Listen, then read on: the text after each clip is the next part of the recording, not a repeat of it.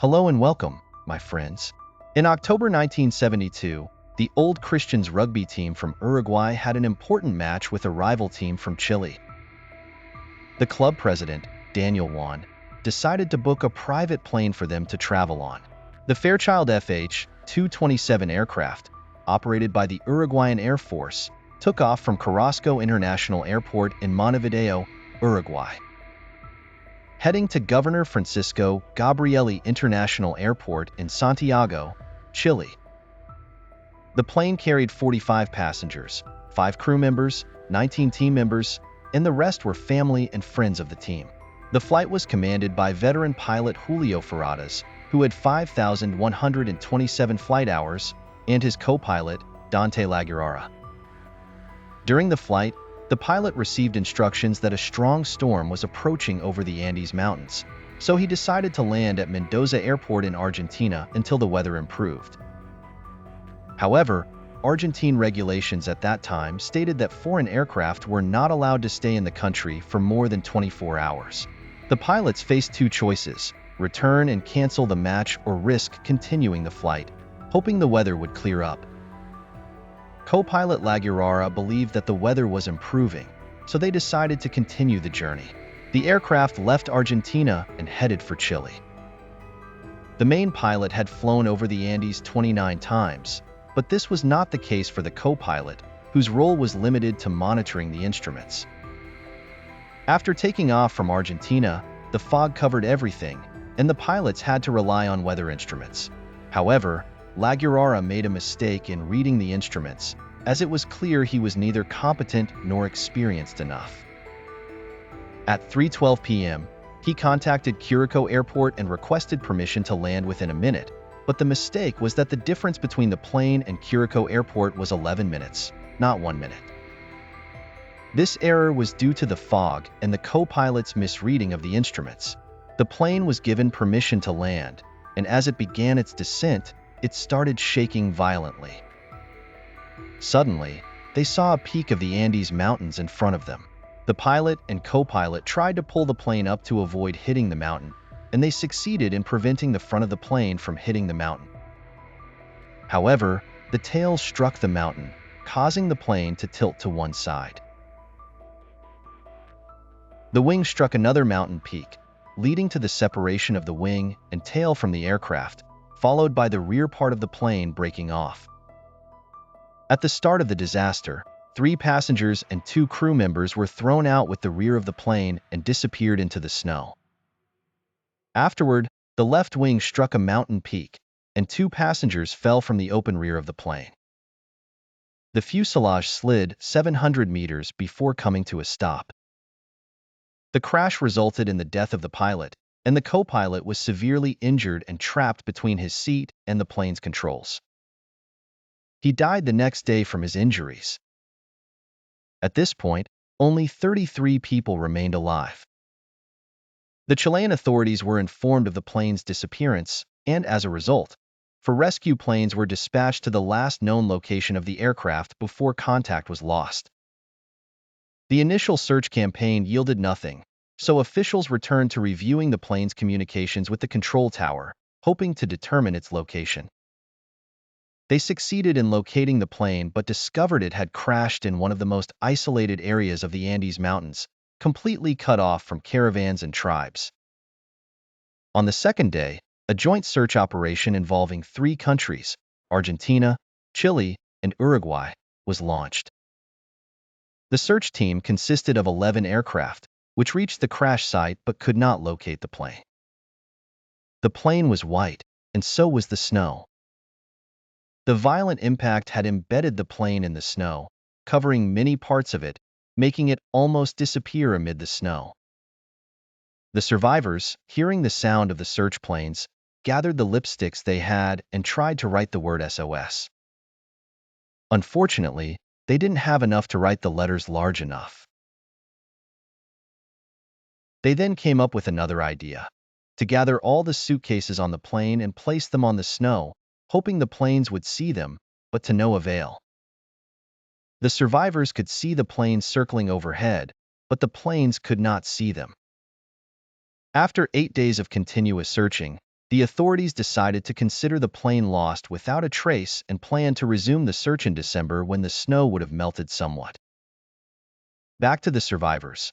After the first night following the crash, 5 people succumbed to their injuries, leaving only 28 survivors. The survivors managed to turn the fuselage into a shelter for protection.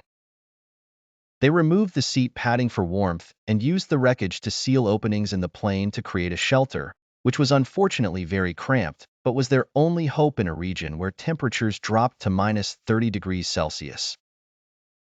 But they forgot the most important thing: food. It was clear that on such a flight, no one had prepared for this kind of emergency. The passengers took stock of the food they could gather, and the inventory was grim. 8 pieces of chocolate, 3 jars of jam, a can of almonds, some dates and dried prunes, a few candies, and some wine. This was supposed to be enough for 27 people. Yes, 27 people, because another girl died a few days after the crash. The survivors searched the plane and found a small radio transmitter among the wreckage. They could receive a weak signal, but it was only a receiver.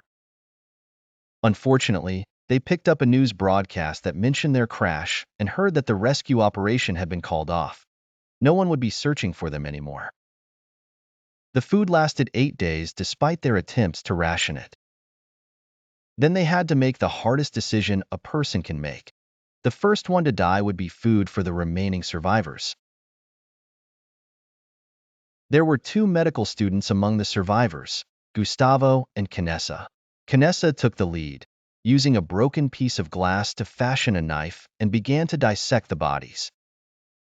Some initially refused, but as the crisis worsened, everyone was eventually forced to join in the meal.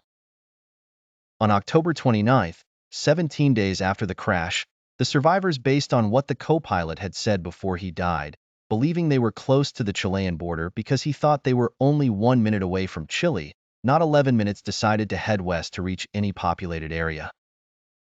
But then an avalanche buried the survivors in their makeshift shelter.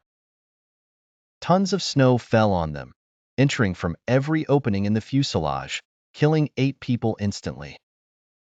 The survivors were buried until the 31st, when they managed to dig themselves out of the snow. When they emerged, they found themselves facing a snowstorm, so they returned to the wreckage next to the bodies of their friends. Staying in that place meant certain death. The survivors decided to execute their plan to head west toward the Chilean border, unfortunately, based on the incorrect information from the co-pilot, which would require them to walk 90 kilometers on foot after 2 weeks without food, in sub-zero temperatures, and with shattered spirits. The group planning to risk reaching the border consisted of 3 people, including the medical student Canessa. Of course, the group ate more meat than before, considering they were embarking on a dangerous journey. The team headed east instead of west because the western direction was blocked by a giant mountain, so they planned to avoid the mountain and then turn west. But they were met with a pleasant surprise for the first time.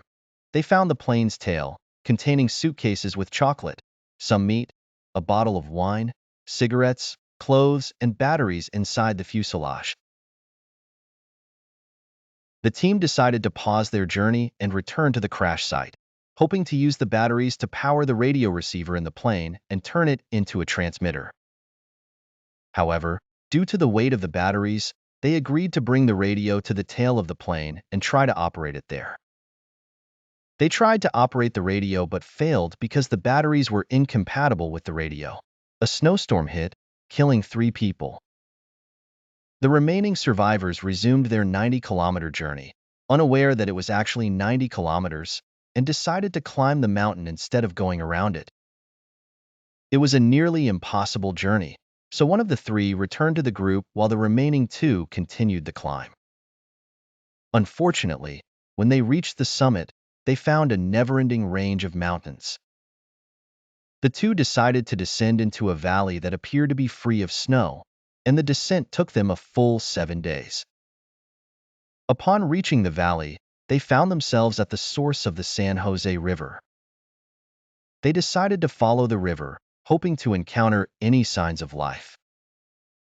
After 9 days of walking along the river, they finally encountered people after 70 days of complete isolation. They saw a herd of cattle, and the next day they met a Chilean herder, Sergio Catalan, who informed the authorities of their presence. On December 22, 1972, two military helicopters flew to the crash site, guided by one of the survivors, Pardew, and rescued half of the 16 remaining survivors. The other half were rescued the following day due to poor weather conditions. Everyone was taken to hospitals as they suffered from frostbite, malnutrition, dehydration, vitamin C deficiency, and altitude sickness. Finally, the rescue team returned to the site, accompanied by a priest to collect the bodies of the victims and to open an investigation into the cause of the crash. In the end, the Andes miracle was not just a story of survival, but a testament to the power of the human will.